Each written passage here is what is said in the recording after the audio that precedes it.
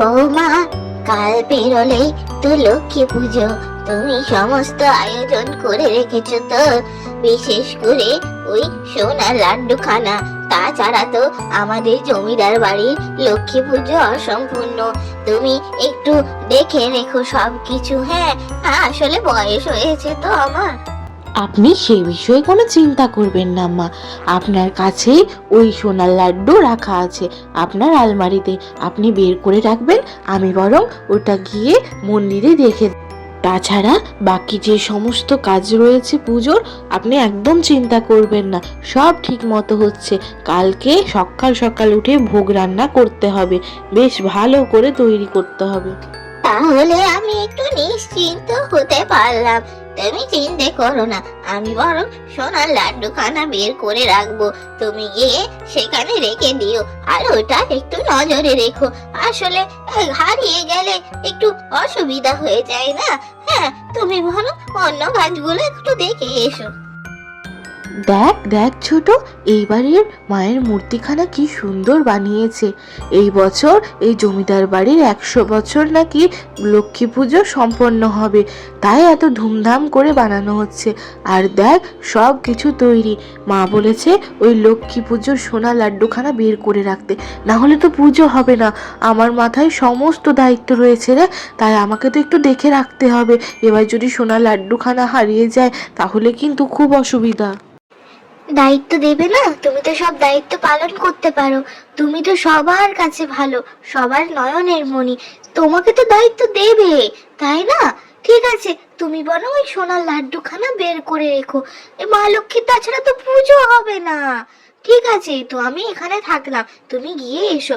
আমি এখানগুলো না হয় সাধারণ লাড্ডু, এই ফল প্রসাদ গুলোই পাহারা দিই। আমার তো আর সে সামর্থ্য নেই যে সোনার লাড্ডু পাহারা দেবো। না না, তুমি আবার এটাতে রাগ করো না, আমি একটু মজা করছিলাম আর কি, তাছাড়া কিছুই না।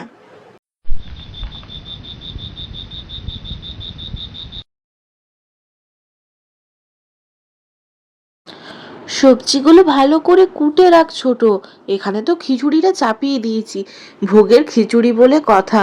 এখানে খিচুড়ি রান্না হবে, তার সাথে ওখানে হবে একটা নবরত্ন সবজি।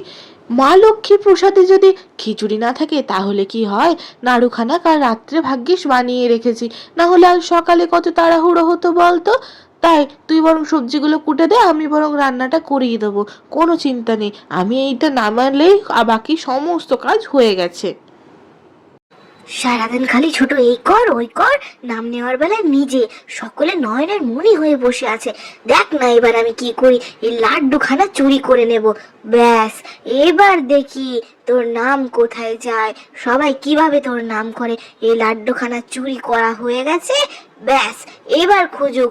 বড় বউয়ের নাকি বিশাল দায়িত্ব, কাল সকালে কিন্তু সারা বাড়িতে সাড়া পড়ে যাবে। এ কি সর্বনাশী কাণ্ড হলো! সব সব সোনা রয়েছে, লক্ষ্মী ঠাকুরের সোনার লাড্ডু খানা গেল কোথায়? এ বাবা, এবারে কি হবে? মা লক্ষ্মীর পুজো হবে কি করে সোনার লাড্ডু খানা ছাড়া? এ তো জমিদার বাড়ির নিয়ম। কি করব আমি কিছুই বুঝে উঠতে পারছি না। গেল কোথায়? এত সোনা থাকলো কিন্তু লাড্ডুটাই গেল। যাই যাই যাই, বড় বৌমার কাছে ছুটে যাই, গিয়ে বলি বড় বৌমা ঠিক রাস্তা বের করবে কিছু একটা।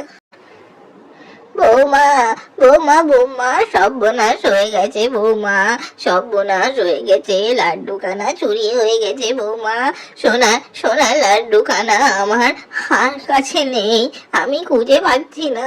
চুরি হয়ে গেছে, সমস্ত সমস্ত সোনা রয়েছে, লাড্ডুখানাই নেই। আমি কিচ্ছু বুঝে উঠতে পারছি না কিভাবে হবে এই লক্ষ্মী পুজো। এ কি কি কি বলছেন আপনি? লাড্ডু চুরি মানে? সোনা লাড্ডুখানা চুরি হয়ে গেল? ওই তো আপনার ওই বাক্সর মধ্যেই তো প্রত্যেক বছর রাখেন, তাহলে এবারে চুরি হয়ে গেল কিভাবে? আজ তো লক্ষ্মী পুজো, লক্ষ্মী পুজো হবে কিভাবে ওই লাড্ডু ছাড়া? কি করা যায় আমি তো কিছুই বুঝে উঠতে পারছি না। তবে একটা জিনিস ভালোভাবে বুঝতে পেরেছি, যে ওই লাড্ডুখানা চুরি করেছে তাহলে সে ভালো করেই ওই লক্ষ্মী পুজো বন্ধ করার জন্যই করেছে, না হলে সমস্ত লাড্ডু রয়েছে। আপনি চিন্তা করবেন না, এখন চলুন পুজোর জায়গায়। গিন্নিমা, আপনাদের বাড়িতে তো সেই কত বছর থেকে পুজো করছি। আমার প্রাণটা জুড়িয়ে যায় মায়ের প্রতিমা দেখলে। হাজার হাজার জায়গায় আজ পুজো হচ্ছে মায়ের। তবে আপনাদের বাড়িতে এই যে নতুন এক নিয়ম আছে, সে কোথাও নেই। সেই বাড়িতে সোনার লাড্ডু দিয়ে মা লক্ষ্মীর পুজো করা হয়। আমি এই নাম ডাক চারিদিকে ছড়িয়ে রয়েছে যে জমিদার বাড়িতে সোনার লাড্ডু ছাড়া পুজো হয় না। এ তো বিশাল বড় ব্যাপার। আপনি জানেন আশেপাশে গ্রামে কত আলোচনা হয়? দেখো সুখেন, তুমি তো আজ থেকে নয়, কয়েক বছর ধরে আমাদের বাড়িতে পুজো করে আসছো। তুমি তো জানো এই সোনার লাড্ডু খানা ছাড়া পুজো হয় না। তোমাকে বলতে তো আপত্তি নেই, আসলে এই বছরে সোনার লাড্ডু খানা চুরি হয়ে গেছে। কোথাও খুঁজে পাওয়া যাচ্ছে না, কি করব বুঝে উঠতে পারছি না। আমি কিছুই মাথার মধ্যে আসছে না এখন। কি করে পুজো হবে? তুমিই বলো, সোনার লাড্ডু খানা পাবো কোথায়? গিন্নিমা, আপনি একদম চিন্তা করবেন না।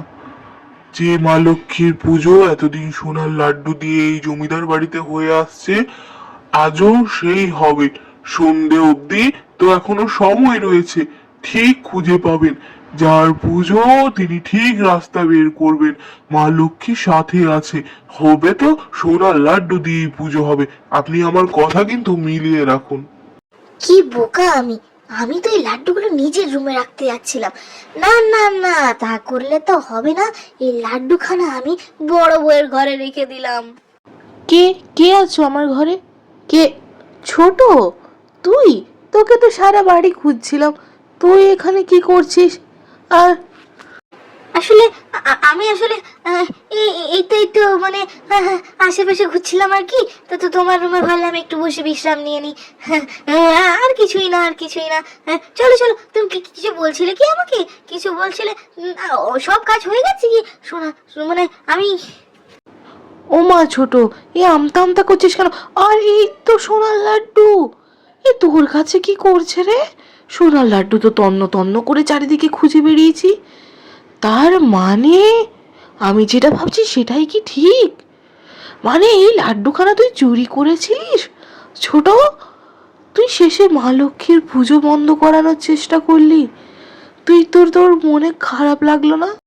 আমাকে ক্ষমা করে দাও, এই ভুল আর হবে না।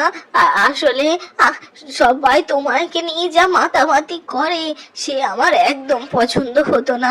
তাই ভেবেছিলাম চুরি করে তোমার ঘরে রেখে দিলে সবাই তোমাকে চোর বলবে। আমার ভুল হয়েছে, তুমি কাউকে বলো না গো, বলো না। আমার ভুল হয়ে গেছে দিদি। আমাকে চোর সাজিয়ে কি হতো ছোট? 100 বছর পুরনো তো এই পুজো বন্ধ হয়ে যেত। ঠিক আছে, এবারের মতো ক্ষমা করলাম। চল, আমি বরং বাইরে গিয়ে সকলকে বলবো যে আমি হয়তো ভুলে রেখে ফেলেছিলাম ওই বের করে। মা আমায় কিছু বলবে না, আমি বলবো যে আমি মনে করে সন্ধেবেলায় বের করে রেখেছিলাম, কাজের ইয়েতে ভুলে গেছি। তুই চল এখন। এবার জমিদার বাড়ি সোনার লাড্ডু ফিরে এলো। আবার ধুমধাম করে পুজো শুরু হলো।